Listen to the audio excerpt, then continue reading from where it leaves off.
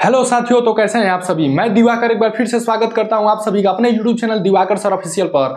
साथियों, आज के वीडियो में हम बात करेंगे आरआरबी असिस्टेंट लोको पायलट भर्ती 2024 के फाइनल कट ऑफ के बारे में कि सीबीटी 2 के लिए कट ऑफ कितनी जा सकती है। साथियों, आपके मन में यह अभी बहुत ज्यादा डाउट आ रहे हैं कि सीबीटी 2 की तैयारी करें या नहीं करें, और बहुत सारे बच्चों के मन में यह अभी डाउट है कि पिछली बार से इस बार कट ऑफ कितनी बढ़ सकती है। साथियों, मैं A to Z पूरी जानकारी दूंगा और मैं आप सभी से प्रॉमिस करता हूं कि इस वीडियो को देखने के बाद आपके मन में जितने सारे डाउट हैं सारे डाउट क्लियर हो जाएंगे। तो साथियों, आइए वीडियो में हम आगे बढ़ते हैं। साथियों, असिस्टेंट लोको पायलट की पिछली भर्ती की यदि हम बात करें तो इसमें बच्चे कम पड़ गए थे रेलवे को, क्योंकि आप सभी को पता होगा कि सीबीटी 2 के लिए 15 गुना बच्चों को पास करना अनिवार्य होता है। तो पिछली बार क्या हुआ था कि बच्चे कम पड़ गए, क्योंकि जो कट ऑफ का एक मार्क्स था उसको बच्चे पार नहीं कर पाए थे। तो रेलवे ने क्या किया था कि जो 75 नंबर का पेपर होता है उसको 100 नंबर में कन्वर्ट करके और नॉर्मलाइजेशन में ज्यादा से ज्यादा नंबर बढ़ा करके जबरदस्ती बच्चों को पास किया। तभी तो सीबीटी 2 के लिए 15 गुना बच्चे विभाग को मिल पाएंगे। परंतु साथियों, वो 2018 की बात थी और यह 2024 और 25 की बात है। पिछले समय की बात करें तो बच्चे उतना ज्यादा नहीं पढ़ पाते थे क्योंकि संसाधन की कमी थी। परंतु अभी वर्तमान के समय में आप सभी को पता होगा कि ऑनलाइन संसाधन है, बच्चे अच्छे तरीके से पढ़ लेते हैं, घर बैठे भी अच्छी पढ़ाई हो जाती है। इसलिए मैं ऑनलाइन चीजों को बहुत ज्यादा सपोर्ट भी करता हूं। साथियों, आइए अब कट ऑफ को लेकर के बात कर लेते हैं कि कट ऑफ कितनी जा सकती है।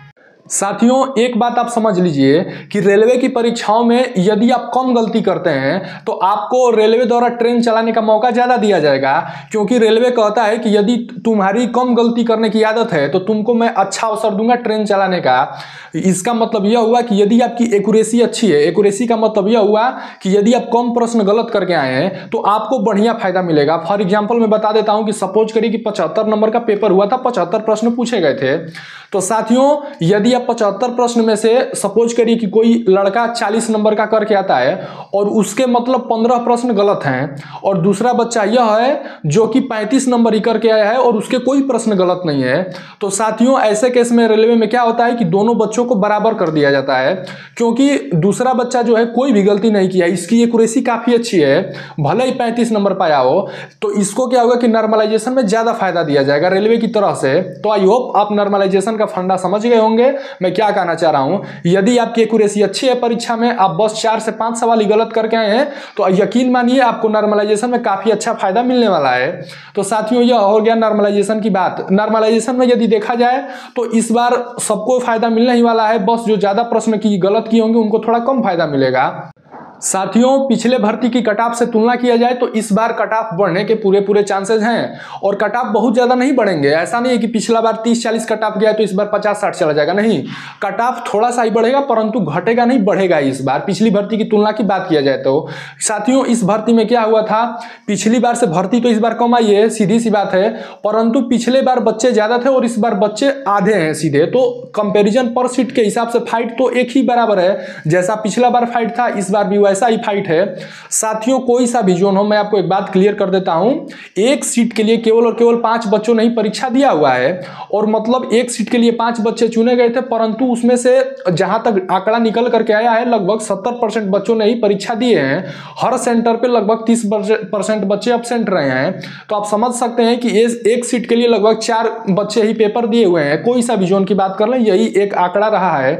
तो साथियों, एक सीट पे जब 4 बच्चा पेपर दिया है तो आप समझ सकते हैं कि कट ऑफ कितनी ज्यादा जा सकती है, बहुत ज्यादा नहीं जाएगी इस बार भी।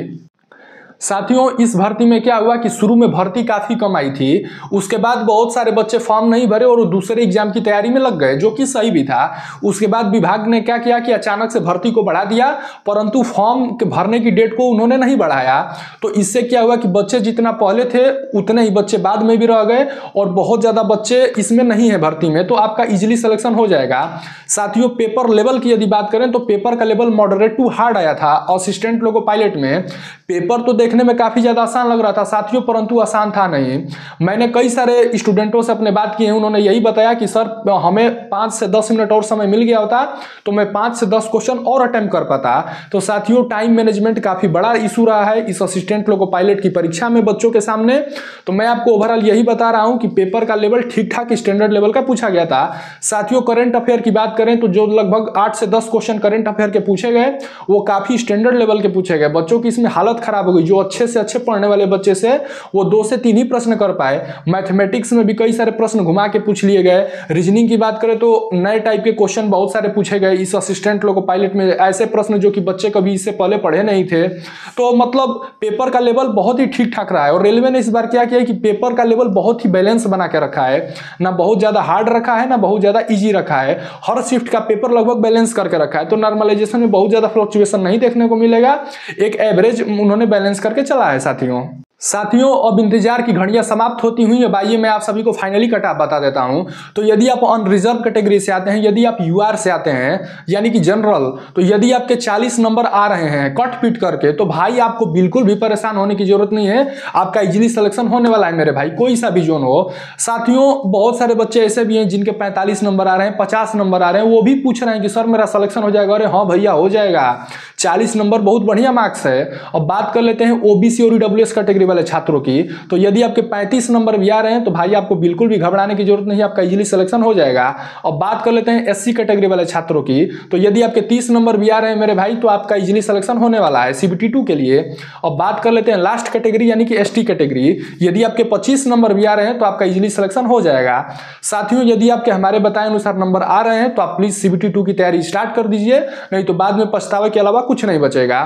साथियों मैं आपको एक चीज क्लियर कर देता हूं कि जैसा कि आप सभी को पता होगा कि सीबीटी 1 में मैथ और रीजनिंग दोनों विषय पूछे गए थे और सीबीटी 2 में भी मैथ और रीजनिंग पूछी जाएगी।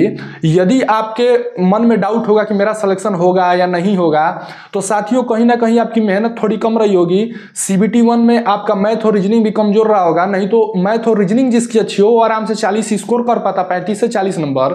तो मैं कह रहा हूं कि मैथ और रीजनिंग को पढ़ना स्टार्ट कर दीजिए, अभी भी पढ़ेंगे तो आने वाले समय में कई सारी भर्तियों में वो सिलेबस काम कर जाएगा। तो आप सभी सीबीटी 2 की तैयारी करिए। हम तो कहते हैं कि जिसके 20 नंबर है वो भी तैयारी करिए, क्या पता सिलेक्शन हो जाए। बाद में आप फिर दूसरों को कहेंगे कि मेरा सिलेक्शन नहीं हो पाया, तो कह करके क्या कर पाएंगे, आपका तो इसमें नुकसान हुआ ना। इसलिए मैं सभी साथियों से चाहूंगा कि सीबीटी 2 की तैयारी स्टार्ट कर दीजिए। साथियों आपकी कैटेगरी कौन सी है और आपका जोन कौन सा है और आपके कितने मार्क्स बन रहे हैं यह कमेंट बॉक्स में जरूर बताइएगा। इससे ज्यादा हमें और आसानी होगी कट ऑफ को बताने में और हमें एक अच्छा अनुभव प्राप्त होगा। अब साथियों मैं आप सभी से यही कहूंगा कि रिजल्ट इस माह के अंत तक या अगले महीने में तक 100% आ जाएगा। तो आप अभी सभी अपनी तैयारी को बेहतर बनाएं और मैं कहूंगा कि सीबीटी 2 के लिए आप अभी से एकदम बढ़िया से लग जाइए, ऑनलाइन पढ़िए। ऑफलाइन कोचिंगों के चक्कर में तो बिल्कुल भी नहीं पढ़ना है, क्योंकि 1 से 2 महीना आपको समय मिलेगा तो ऑफलाइन में जाएंगे, पैसा ज़्यादा लग जाएगा, सिलेबस भी नहीं पूरा हो पाएगा। ऑनलाइन आप किसी टीचर का बैच ले सकते हैं, मैं किसी का प्रमोशन नहीं कर रहा हूँ, ऑनलाइन पढ़िए बढ़िया रहेगा। तो साथियों बस इस वीडियो में इतना ही, मिलेंगे दोबारा कुछ और भी अच्छी इन्फॉर्मेशन के साथ। तब तक के लिए जय हिंद, वंदे मातरम।